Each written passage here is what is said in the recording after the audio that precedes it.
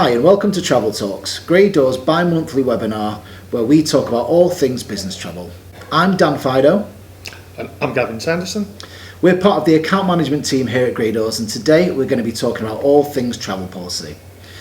So travel policy is really unique to each organisation, and of course we can't go into detail about specifics, but I think we've put together some really useful points, hints and tips that you can consider when you're writing your travel policy, so that you make the most of it and make an efficient business travel programme for your business. Please do feel free to use the Q&A function if you have any direct questions that you'd like to ask. We have a team of people ready to answer your questions, and we'll get back to you with your answers as soon as we possibly can. To start off with, I think it's important that we have a conversation, Gav, about what a travel policy actually is and why it's essential to an organisation. So obviously you and I have done this quite a lot with a lot of different businesses recently, and I think particularly coming out of the pandemic, people needed to rewrite their travel policies and reconsider a lot of different points and actions to take. And I think, and you'll agree probably, that it's really a document of guidance for the business. Yeah, 100%. I think you're right there, Dan. I think there's a couple of important factors you can take into consideration when you're either rewriting your travel policy or putting together a new one. I think first and foremost it is to understand what's working with your current travel policy, because actually when you come down to look at it, there might only need some slight tweaks. But I think it's important that you clearly state the information that employees like or would need whilst they are travelling, if they got into any difficulties, and clearly state the approved travel booking policy, whether that is to be booked offline, whether it is to be mandated via one particular agent. I think they're really your two cornerstones of how you build your travel policy, and then moving on, it's about bringing the right people to the party to help you formulate that policy. So ensuring you have the right stakeholders is absolutely vital, and understanding the goals of what you're looking to achieve from your travel policy. Yeah, definitely, and I think there are a lot of points to consider, and I think a travel policy can provide a good guide of best practice for your workforce as well, so it doesn't have to just be black and white. This is what your hotel rate cap is. This is, you should fly economy if it's below 7 hours or whatever it might be. It can really go into the detail of the best practice that person should take to get the best out of their business travel for the company too. Yeah, for sure. You're absolutely right. And I think there's a number of key issues that should be taken into consideration when putting together your new or your amended travel policy. I think you're always looking to improve efficiency within your booking service. You're looking to reduce the confusion for travellers when it comes to understanding what their rate caps are, what the travel policies are when it comes to using airlines. You're obviously looking to improve travel policy compliance. And I think one of the burning issues at the moment is cost of travel versus sustainability. And it's a key factor of any new travel policy, is how do you get that message across to your workforce? What is your own ESG policy with regards to travel? And are you looking to offset any additional carbon that may be emitted on your journeys? Yeah, and that brings us quite nicely into the first major point when we're looking at travel policies. It is basically, what is the first thing that you consider? And I think, to me, the first thing that you should consider when you're writing a travel policy, or as you say, amending an existing one, is all the stakeholders that are involved with it. And I think each stakeholder that's affected by a travel policy has a different goal, different targets to meet, and different priorities as well. And I think the sustainability one is huge, to be honest, and we'll touch on that a little bit more later, I guess. But I think really that's the first thing that you should consider, is the stakeholders that are involved. So, the employees themselves that are travelling, the bookers, how they're actually making the bookings, the mandation of it, the best practices, your HR team, to consider any nuances within the workforce that you might need to consider. Obviously budget holders, so your financial stakeholders and your travel manager, where budgets are concerned and where you're setting rate caps. And then obviously the sustainability team as well. Do you think have you seen anything else with the clients that you've worked with on travel policy where there's any other stakeholders you think that should be considered? Yeah, absolutely. I think the involvement of security has become much greater request than what it was pre-COVID. And by that, it's about applying it's about applying duty of care within that policy that delivers a tangible product to your travellers, right? So, for instance, you need to consider if somebody's travelling overnight and they're travelling in economy, should they be picking up in a car at that airport, or should they be given another 24 hours grace before they go into work? Equally, if they are travelling long haul and they're travelling business class, are they in a fit and ready state to go into a meeting the next day? That is an own personal decision for you guys who are creating a travel policy to decide upon. If I look at some recent businesses or recent travel policies that I've seen that have been quite radical, we've seen sustainability lead the way, and we've seen from top down that actually business class travel has been removed, and everyone within the business, from CEO down to field engineers, has to travel economy. The only reason that we granted business travel is if they need to start work the following day from when they travel. Yeah. And I think, taking that look at duty of care and sustainability on top of any particular travel policy that might be in place is absolutely key to ensuring your travellers are happy and you're actually delivering on the statements you publish within your ESG policies. Like you said, key topic at the moment is sustainability, so let's dive into that a little bit more. We as a business are doing a lot of work with various partners on this: booking tool technology, reporting technology, offsetting emissions, and obviously our airline, hotel, rail partners, and other industry bodies. That is obviously becoming a huge topic of conversation, and was in 2022, but definitely is more so in 2023 already, I think.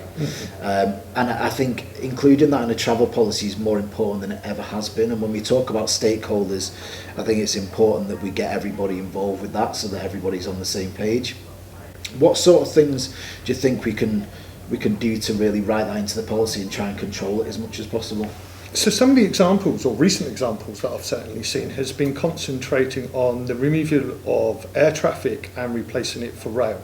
So certainly in the UK, we've seen a number of policies amended where if travel is under 4 hours, then a train journey is mandatory to wherever they're travelling.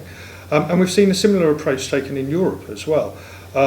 Although travelling long distance within Europe can be a little bit timely and take considerable amount of time compared to flying, the savings that are achieved, one, by price, and equally sustainability, it's a much more sustainable way to travel, is really leading the way. We've been asked by a number of our clients to develop our online system to display at time of purchase if or not there is a viable rail trip that would save on emissions, or equally what aircraft is able to achieve a more sustainable flight on that particular route. I think what it becomes very important when you're building into this travel policy is make it relatable and make it workable. It's all very well setting these rules, but unless you've discussed it in depth with your TMC, you need to be able to deliver what is set in the policy. So paramount is CO2 emissions at point of booking. And following on that is real detailed information that you can pass back to your client that will detail fully all the trips they've taken, the CO2 emissions, the well to tank ratio, and enough detail for them to be satisfied that they're able to have control over their CO2 emissions, and that they have a policy in place where they can offset those carbon emissions as well.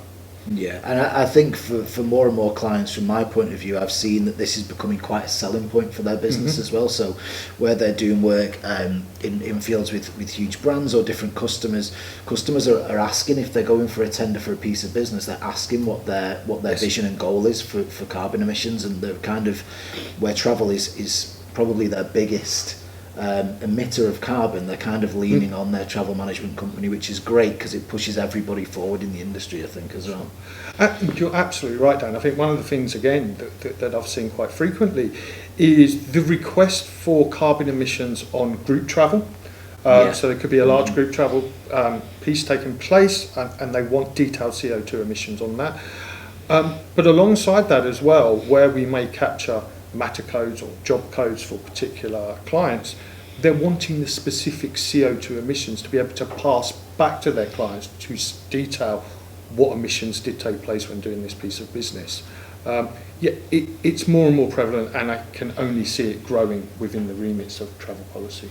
Yeah, definitely. And it's interesting actually talking about the rail side of things, because another point that many people will want to focus on when they're writing the travel policy, of course, is cost control. And they sometimes with sustainability can kind of be at loggerheads, because generally sustainable travel can cost a lot more, or you pay to offset your carbon emissions. But actually, if you're travelling a lot in mainland Europe and even in the States as well, given that we've got American rail on there as well, actually the rail journeys can actually be not only more sustainable but more cost efficient as well. Sure, 100%. Yeah, which is absolutely. I think where we fail here in the UK is that it's not often the way that it is cheaper to travel by rail than travel. But actually, as Dan said, you look at the US or you look at the continental market, it's considerably less to travel by rail. And I can only see that growing. I think with Eurostar obviously now pushing forward and down into the Netherlands, it's rumoured that they'll be pushing down into Spain quite shortly as well. That really is going to open that European network up for any UK-based travellers. Yeah, definitely. So sticking on the theme of cost control then, I think it's important to address that, because that's going to be, for many stakeholders where travel policy is concerned, quite a key point to address. Now obviously, hotel rate caps, flight policies with regards to the class of travel have been in travel policy for years and years and years. I think it's important, and I'm sure you'll agree, that these things are kept on top of and kept realistic. So I think, we've developed some really good tools this year where we've actually monitored market trends, because obviously coming out of the pandemic there's been quite a lot of inflation, there's been a lot of running costs of business that have increased, and I think it's important that whilst we control costs, we set realistic expectations. Otherwise you're going to monitor high out of policy bookings when realistically your caps aren't set high enough. I think it's important that we discuss how important it is to get those caps right. Yes. And to set realistic budgets and expectations. So something I've been working on a number of clients with this year is identifying their key locations and realistically looking at the market using Power BI so that we can set those. Following on from that, we can then set maybe in the policy an out of policy tolerance. And I think that's something that I've had some good success with, where we accept that there's going to be some out of policy, but we monitor it and we manage it really well, and it gives people that budget to aim for.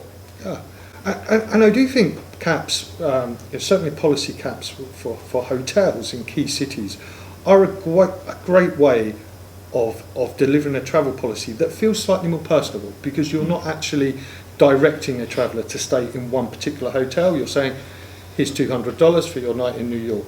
You can pick a hotel that works for that. What I do think is essential, though, is that you work with properties or hotels that deliver a certain standard of safety and security for any traveller. Again, this can be easily highlighted in a programme by denoting certain chains of hotels or hotels that you've personally been to and seen and understand and think they're suitable for your travellers. But coming back to why I think rate caps are a great way of building out your hotel policy, it allows for that flexibility, and it allows that traveller to pick and choose a hotel that they think will suit them. And at the end of the day, that is part of your duty as providing a decent travel policy to deliver that. Again, we've seen fluctuating hotel rates and air rates, and we'll hope that will normalise throughout this year. But if we look at the late part of 2021, average fares, business class fares out to New York were could be in excess of $7-8 grand at the moment, which is hugely out of kilter to what we were seeing pre-COVID. So policy built around cost for air possibly doesn't work as well as it does for hotel caps. So I think that does also need to be considered. We are still seeing most policies targeted on duration of travel as to whether business class is allowed, and that probably is the most sensible method of doing that. However, again, we are seeing businesses become slightly more flexible with their travel policies, and whereas let's say a business class fare may have been 5k out to New York, what those clients are allowing their travellers to do is saying, okay, well, it costs you 5k. If you wanted to travel in a different class, or if you wanted to get there by other means, your budget to get to New York is 5k. It gives the traveller a free hand as to what they're looking and booking. It doesn't feel like they're targeted down one particular supplier or one particular hotel. But equally, it plays very much into the bleisure concept. Not a word that I'm that keen on, but it's becoming pretty prevalent in the industry. But we are seeing clients now that are being a little bit more, shall we say, loose with regards to how people travel, but actually saying if you wanted to add on a couple of extra days and it doesn't exceed the cost of what your business travel trip would be, we're more than happy to facilitate that for you.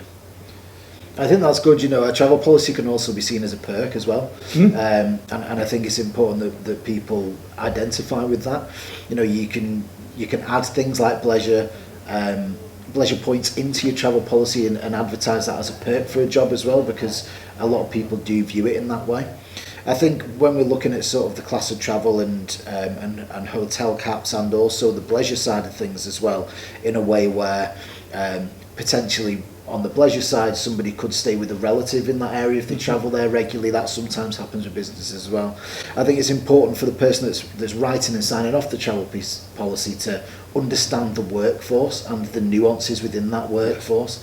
If there's any abilities that people need to be aware of, or certain circumstances, there can be exceptions to the rule for that, and there needs to be exceptions to the rule for that. So I think that's really important to consider as well when you're looking at actually setting the policy itself. Yeah, a travel policy has to be relatable, and it has to be adhered to by anyone that travels within your workforce. I think sometimes clients get it wrong, where they'll have tiered travel policies where the C-suite might have a totally different travel policy to the rest of the business. In my opinion, I don't always think that works. I think the travel policy should be led from the top and delivered throughout the workforce. Yeah. But again, I think one of the most important factors in building a travel policy is that it's accessible and usable by everyone within a particular business. It also really needs to drill down and cover what you can expense whilst you're travelling. Because again, don't forget, you will have people that are new to travel and they're going to read that travel policy and they're going to take that as being their Bible for travel whilst they're working within a particular business. So it's essential you make it relatable, easy to understand. It's absolutely essential that all points of contact for your business are included within that travel policy, and that your travellers, when they're travelling, can access that immediately and have confidence that they can pick up the phone or drop an email to someone who could help them if they're getting any difficulties. Yeah. So what do you think the biggest challenges and concerns are when writing a travel policy? I guess that brings us to the next point. I mean, there's a few with regards to different stakeholders wanting different things and having different goals and getting that balance. I would say that's probably my biggest challenge in my experience. But what's your experience been with that? Yeah, for sure. I mean, travel is so emotive, and everybody has a different agenda, right? It's from the CEO wanting to save money. It's from the finance guys want to ensure that the finance processes are smooth. You've got your duty of care guys in your HR ensuring that all their policies are adapted within the actual travel policy. And then it comes down to sustainability. So you have a number of stakeholders. And I think the challenge is bringing all those stakeholders together and agreeing and delivering on a travel policy, because everyone will have a different idea of what needs to be included on it.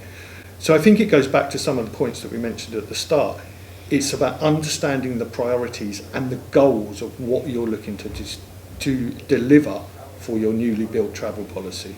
I think once you understand the goals, once you understand the deliverables of those goals, and each stakeholder is on board, it should become easy to process. But I think getting all the stakeholders in the room together, having that conversation is probably the most difficult part of the whole journey. Yeah.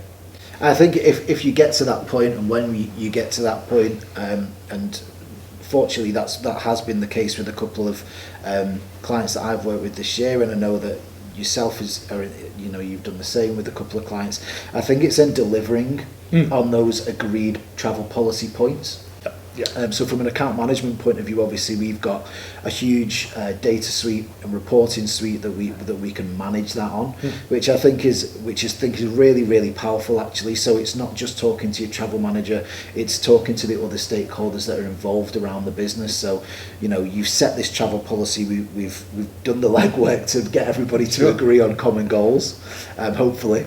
And once you've done that, it's making sure that what you've put in place is being adhered to, so that those goals are being met by each stakeholder. Yes. And I think that's where the aftercare comes in, and that's where the account management really flourishes, I guess, with the client.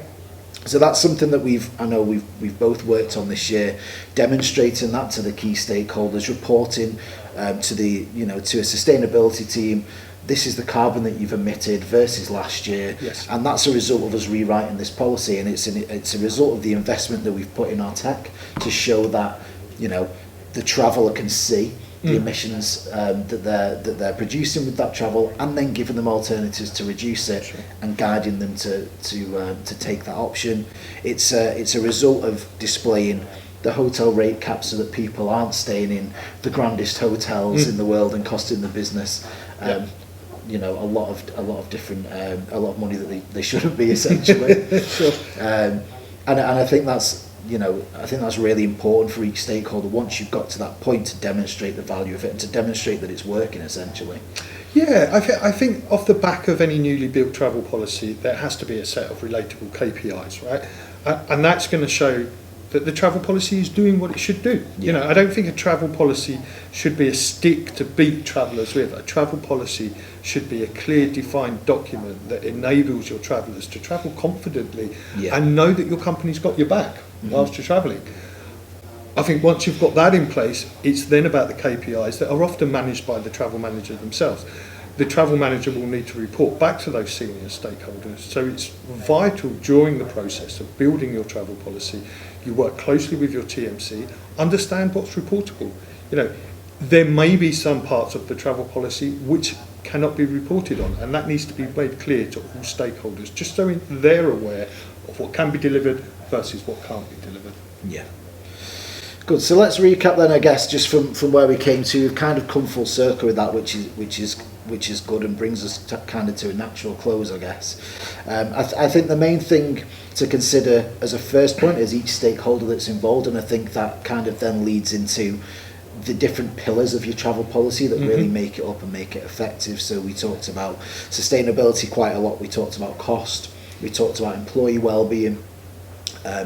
We talked about pleasure being part of it as well as a perk, and we talked about control and reporting at the end as well. And I think for the most part, obviously each business is different, as we said at the start, so, you know, I guess speak to your account manager if you're watching this and you want to dive into this specifically. There will be points that are more prominent to your business than somebody else's. Hopefully that kind of gives you, though, some really good pillars to really dive into with your policy to make a start.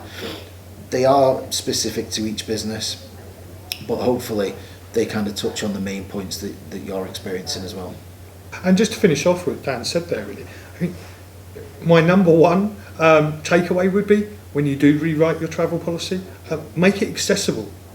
I cannot tell you the amount of times that I've spoken to clients over the years and they've told me, don't know where my travel policy is.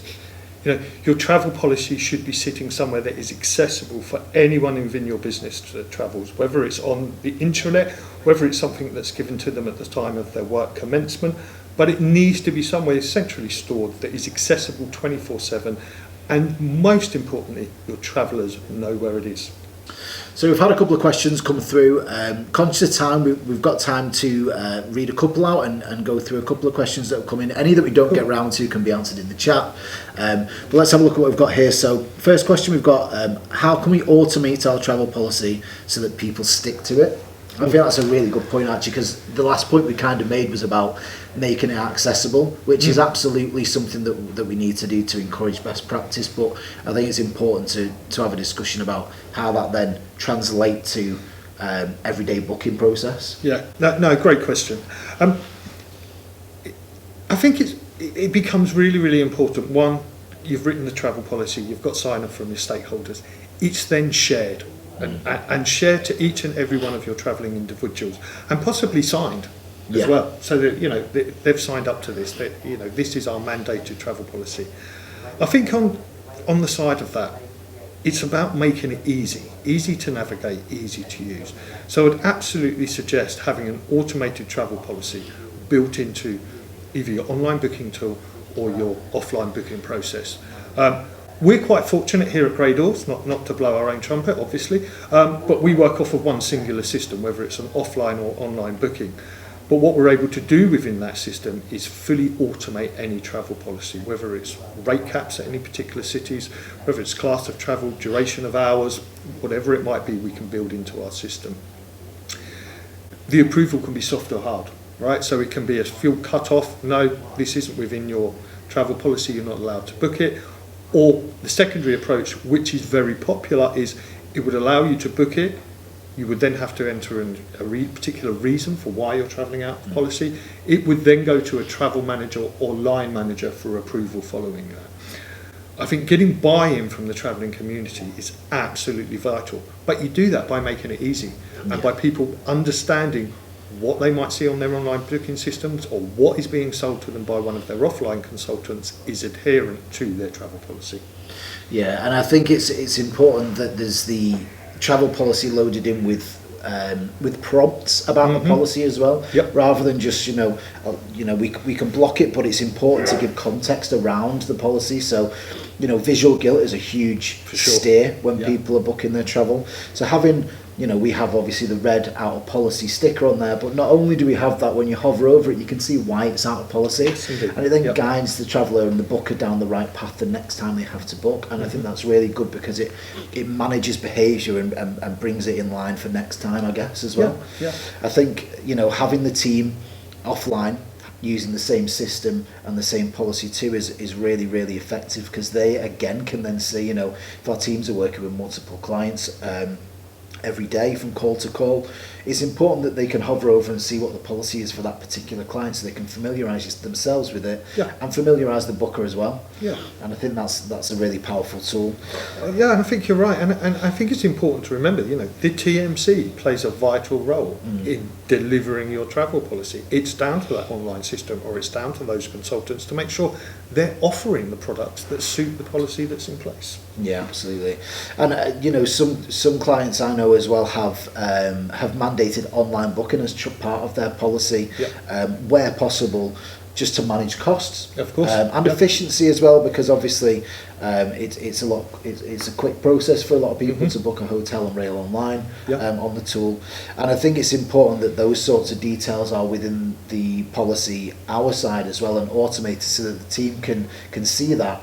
And then if somebody does ring up where there's a mandation on online booking, they can push back to them and say, actually this is part of the policy, let me walk you through it. We use the same system. It might take 5 minutes, but that person then is more confident on the tool as well. Yeah, no, for sure. And it's about remembering why. That travel policy has been tailored for online bookings for a particular reason. And it's ensuring your workforce and all your travellers are on board with it. Yeah, absolutely. So another question we've had is, do you have any tips on policy compliance, which actually kind of pairs quite nicely with this question. So yeah, definitely. I mean, we've talked about the visual guilt side of things there. We've talked about being able to see why something is out of policy. What else do you think can sort of steer policy compliance? Yeah, I mean, I guess quite a strict way or quite a stringent way of looking at it is, but a number of businesses do employ this method, is if somebody goes off piste and doesn't go through their dedicated TMC or their dedicated travel channels and tries to expense a hotel, a flight, a car hire, whatever it might be, that is not approved and actually ends up coming out of their own pocket. It's quite harsh, admittedly, but a number of firms do employ that right now. But again, I think it comes back to always making a travel policy relatable to your travellers. Yeah. The travel manager themselves should know their travelling community the best. They will know what's going to work. Now, you might just be amending your travel policy, or you may be doing a full rewrite. And I think if you're doing a full rewrite, it's essential that you share this information with the travelling community, why we're doing this process, why it's important that we stick to the policy that's been put in place. It may be for a number of different reasons for a number of different client verticals. You know, somebody that's travelling over to the deepest parts of Africa frequently are going to want a totally different duty of care policy to maybe some investment bankers that are travelling to New York. So it really is about making it relatable, ensuring that the travellers are on board with it, and that they understand why the policy is in place and why it's important that it's adhered to. I think, coming back to duty of care, more and more often we're handing off information to the likes of, ISIS or any of those other security providers. It's making sure the travellers are aware that that is happening, and that's happening because we want to be able to aid and assist those travellers if they got into any difficulties whilst being overseas. Yeah, I think communication is really important when it comes to policy compliance. Like you say, it's understanding your workforce, but I know that particularly with the duty of care side of things, people can be a little bit nervous about that, about handing information over, about it being a little bit like Big Brother, that sort of thing. And I think in those instances, it's where it's not been communicated the benefits of doing that and the reasons for it. It isn't so that employers can keep an eye on you in terms of, are you doing your work sort of thing. It's so that if anything happens, they've got a duty of care to take care of you. And I think the pandemic and other incidents probably in the last 20 years particularly have highlighted the importance and the value of those products. For sure. But yeah, in terms of compliance, I think communicating in a way that resonates with your workforce. So you mentioned there, and I know again, some policies that do have this where if you go and book a hotel on your card and try and expense it, they'll reject the expense. Sometimes you will need to be that hard if there is a lot of leakage. So that even if you do end up expensing that back in the first instance, you can have that conversation about, this isn't acceptable, this isn't in adherence to the policy itself. And I think that's really important. And what I've seen work well is almost, when a company has totally rewritten their travel policy, is almost having an amnesty period for the first couple of months, right? So this is happening, we want you to adhere to this from now, but those first couple of initial months, by running reports, looking at your policy compliance, people are travelling, compliantly, enables you to softly have a chat with those people that may be bucking the system before you go to, this is the travel policy, it's in place now, everyone adhere to it. I think by giving yourself a couple of months breathing spaces works well. I've seen it work well. And I think there's a lot of things in place to aid compliance at the front end, but we also have obviously retrospective reports that can hone in on compliance as well. So I think another thing to guide compliance is our out of policy reporting, or a travel management company's out of policy reporting, and really digging into why that's out of policy. There might be valid reasons why it's out of policy. Adding a reason for travelling or a reason for out of policy bookings is really powerful, because if you've got a huge 25-30% of your bookings are out of policy and they've all got the same travel policy reason, we need to revisit that policy because that wasn't considered perhaps. For sure. And I think in those early stages of adoption of a new travel policy is being proactive, working alongside the travel manager. So if you see any of those patterns emerge within the first couple of weeks of that policy being put in place, is that it's dealt with, or you speak to those individuals pretty quickly, right? Because actually what you don't want to do is look at it retrospectively in the first quarter after the travel policy's been done, because the horse is already bolted, right?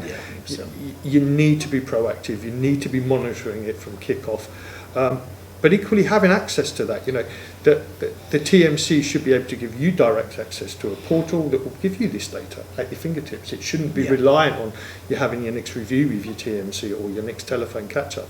It should be data that is accessible and up to date. 100%. I think there should be an acceptance as well that the policy is fluid as well. On that basis. It's mandated and it's right at the time of actually, putting pen to paper. But it's a fluid thing. The industry, the landscape, the businesses, travel trends change. They do. And I think it's important that should be reviewed on a regular basis because that can also affect compliance. If there's a new destination that you go into with a city cap that hasn't been considered, for example, or if it's a long haul destination where you have to fly and there's a sustainability goal in there, those things have to be fluid and managed, I think, as well. Yeah, you're absolutely right, Dan. And you know, it goes back to what we said at the very beginning. You know, travel's emotive, and travel does change frequently. But again, you know, I think the whole part of the travel policy is to ensure your travellers are safe. Yeah. Ensure they feel well looked after.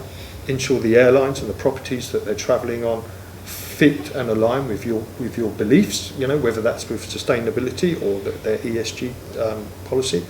But it's about giving them clarity and making it easy for them to travel on business, and you know, most importantly, making it easy for them to contact somebody if something does go wrong whilst they're travelling. Yeah, 100%. Okay, so unfortunately time has beaten us today. Hopefully that's been really insightful. We could probably talk about this all day, to be fair. But thank you for joining us. I really hope some of that has been insightful for you. If you want to know any other information, or if you want to talk to us about it, please get in touch with us, with your dedicated account manager, or with your sales representative. There will be a fact sheet on the way out to you as well. So hopefully that will follow up with some information that's really useful for you to digest in your own time. Please stay tuned for the details of the next Travel Talks webinar, which is going to be live from the Business Travel Show on the 28th of June. That's going to be really exciting, so please come along and sign up. From me and Gavin today, thank you very much for watching, and we'll see you at the next one. Thanks.